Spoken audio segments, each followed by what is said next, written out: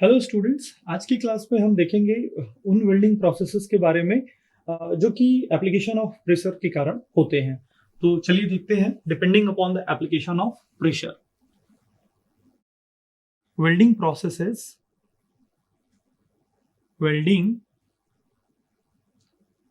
Processes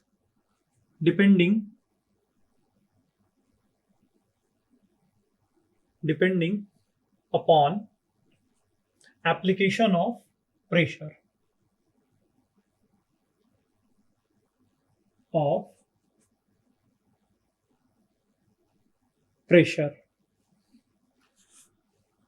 pressure की सहायता से जिन वेल्डिंग प्रोसेसेस को हम लोग करते हैं उसे हम देखेंगे।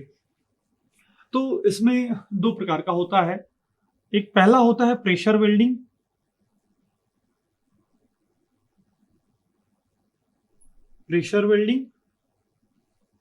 और सेकंड होता है नॉन प्रेशर वेल्डिंग। तो नॉन प्रेशर वेल्डिंग को हम लोग फ्यूजन वेल्डिंग भी बोलते हैं। प्रेशर वेल्डिंग और नॉन प्रेशर या फ्यूजन वेल्डिंग।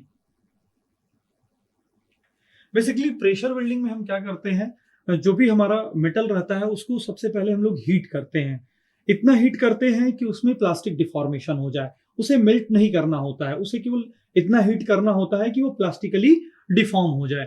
प्लास्टिकली डिफॉर्मेशन की जब उसमें एबिलिटी आ जाती है तो उन दो मटेरियल्स को हम लोग लेते हैं और फोर्स की सहायता से, प्रेशर की सहायता से हम उसे जोड़ देते हैं। कई बार इस प्रेशर वेल्डिंग को हम लोग प्लास्टिक वेल्डिंग भी बोलते हैं। Plastic welding. Non pressure welding वो वेल्डिंग प्रोसेसेस होते हैं जिसमें हम लोग मेटल को मेल्ट कर देते हैं। मेल्ट करने के बाद उसको फ्यूज करते हैं। तो ऐसे वेल्डिंग प्रोसेसेस को हम लोग नॉन प्रेशर और फ्यूजन वेल्डिंग कहते हैं। अगर हम लोग एग्जांपल देखें प्रेशर वेल्डिंग का, तो प्रेशर वेल्डिंग में नॉर्मली सॉलिड स्टेट वेल्डिंग आ जाते हैं, जैसे friction welding, forge welding, ultrasonic welding, इस प्रकार के वेल्डिंग प्रोसेसेस आ जाते हैं। इसके साथ साथ रेजिस्टेंस वेल्डिंग भी इसमें आता है। रेजिस्टेंस वेल्डिंग में अगर मैं बात करूं, spot welding, seam welding, projection welding, तो ये सारे वेल्डिंग प्रोसेसेस हमारे प्रेशर वेल्डिंग प्रोसेसेस में आ जाते हैं।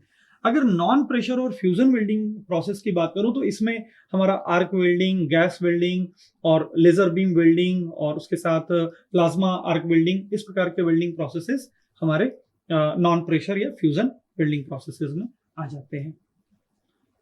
That's all for today's class. Thank you.